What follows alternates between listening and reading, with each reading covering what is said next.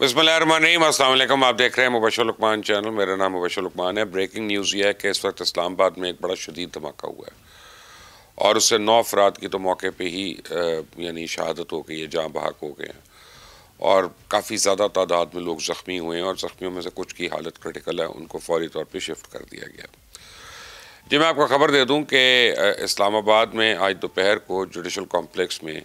ये judicial complex जो है रमना पुलिस स्टेशन की हदूद में है, इसके सामने सर्विस रोड पे खुदकश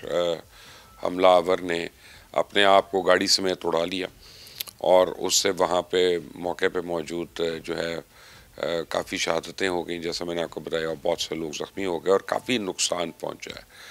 इमारत को भी, इमारत के बाहर भी, और वहाँ पे कुछ गाड़ियों को और मोटरसाइकिलों को भी नुकसान पहुँचा है। अब काफ़ी लोग समझ रहे हैं कि ये जो है इसका ताल्लुक़ जो है वो कहीं हिंदुस्तान से है। तो मैं आपको ये बता दूं कि ये इसका ताल्लुक़ इस तरह से हिंदुस्तान से है कि हिंदुस्तान बराह रास्त BLA और TTP को फ़ंड्स भी दे रहा है, ऑपरेट भी कर रहा है, और पाकिस्तान के अंदर जो है दहशतगर्दी की कार्रवाइयाँ जितनी भी हैं उसमें ख़ास तौर पे जो बलूचिस्तान और TTP के एरिया से आ रही हैं उनमें हिंदुस्तान का पूरा सिग्नेचर मौजूद है। लेकिन मेरे पास मेरे रिपोर्टर्स ने डिटेल्स भेजी हैं मुझे, मैं आपको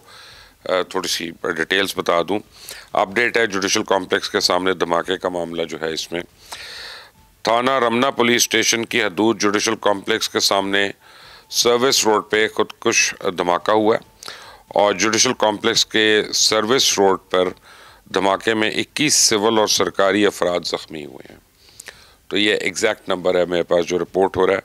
और इनमें से 9 अफराद की मौके पर डेथ हो गई और अब मेरी जो इत्तला है उसमें यह है कि 10 की डेथ हो चुकी है। और ख़ुद कुछ धमाके जो है वो गाड़ी आइडेंटिफाई हो गई है, एक सुजुकी मेहरान थी वाइट कलर की, उसका जो रजिस्ट्रेशन नंबर है वो ADU 488। ये अपना ख़ुद वो गाड़ी राख हो गई है जलकर वहाँ पे, जबकि एक मोटरसाइकिल CD70 जो है जिसका इंजन नंबर JG180664 है और चेसी नंबर 6424076 है, ये और एक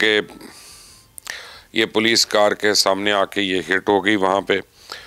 इब्तदाई मालूमात के मुताबिक ये जो खुदकश हमलावर है ये पैदल आ रहा था, ये गाड़ी में नहीं आ रहा था, ये लगा है उसको जाके, और इसका सर तो मिल गया वहाँ से, मौके से ही उसका फोरेंसिक भी हो रहा है। लेकिन जो शक्ल सूरत उसकी बता रहे हैं वो ये लगता है कि बलोच शक्ल का वो शख्स था जो इस खुदकश हमलावर का ज़िम्मेदार था, और यहाँ पे उसने इतनी ज़्यादा तबाही मचा दी है। बहरहाल पाकिस्तान इस वक्त बहुत ज़्यादा मुख्तलिफ महाज़ों पे अपने आप को डिफेंड कर रहा है, और हमारी लॉ इन्फोर्समेंट हैं, फोर्सेस जो हैं, और हमारी इंटेल एजेंसीज़ जो हैं वो दिन रात 24 घंटे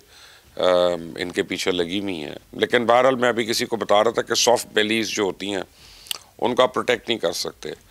और पूरी दुनिया में सॉफ्ट बेलीज होती हैं, हर मुल्क में। आप ये देखें कि पेंटागन का दफ्तर जो है वो डिफेंड नहीं हो सका, वहाँ पे जाके जहाज़ गिर गए, और जो गिरे, जो तबाही मचाई उन्होंने, वो सबके सामने आपको 9/11 में याद है कि पहले ट्विन टावर्स में गए, फिर फिलाडेल्फिया में, और फिर पेंटागन की बिल्डिंग के ऊपर भी, पेंटागन की बिल्डिंग के ऊपर, क्योंकि सॉफ्ट बेलीज होती हैं हर जगह। मसलन आप खुदा न खास्ता किसी अस्पताल में अगर आप जाके को कुछ करते हैं, या आप भरी मार्केट में अगर आप कुछ करते हैं खौफ व हरास फैलाने के लिए, तो उसकी क्या सिक्योरिटी डिटेल पहले हो सकती है। तो ये हो गया। और कचहरी जो होती है, कचहरी में किसी के आमद रफ़्त पे रोक टोक तो होती नहीं है, और हर एक आ रहा होता है वहाँ पे, साइलिन भी आ रहे होते हैं, शिकायत करने वाले भी आ रहे होते हैं, जजेस आ रहे होते हैं, वकला आ रहे होते हैं, काम करने वाले आ रहे होते हैं वहाँ पे। तो यानी सुबह से लेके इस टाइम तक बहुत ज़्यादा रश होता है जब ये हुआ है वहाँ पे। उसमें ये खुदकुश हमलावर आया और वहाँ पे ये इसने अपने आप को उड़ा दिया, तो उसकी वजह से जो नुकसानात हुए वो आपके सामने हैं। अभी इसकी तफसीलात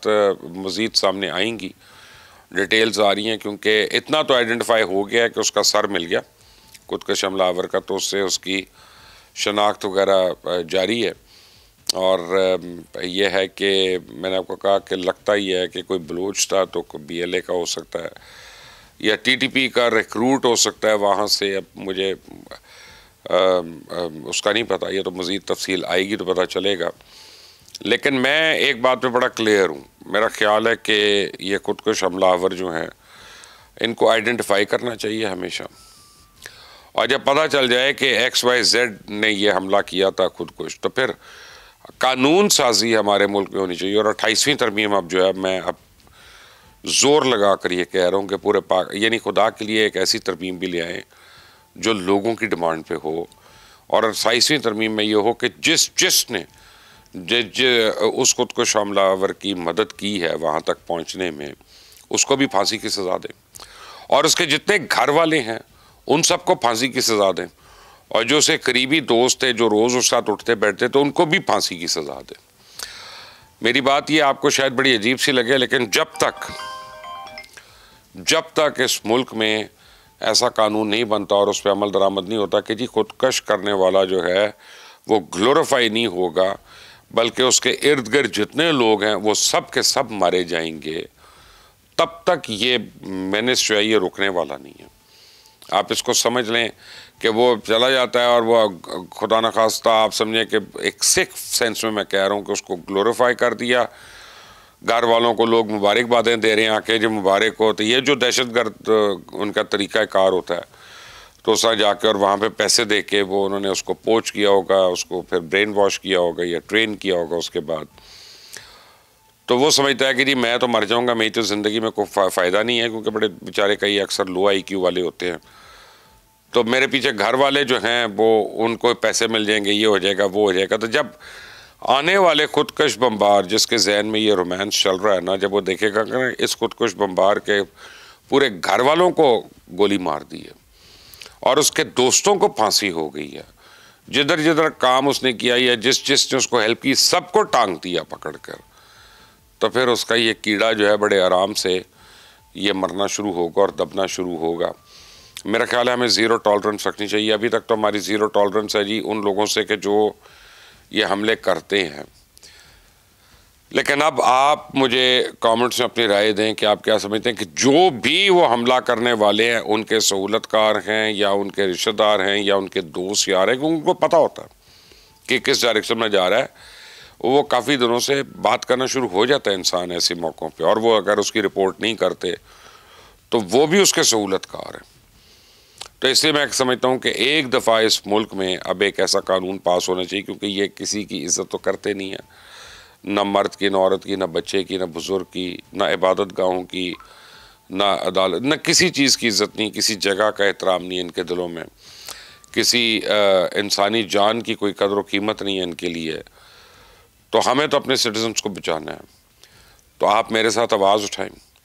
कि ये जितने दहशतगर्द पकड़े जाते हैं या आइडेंटिफाई होते हैं,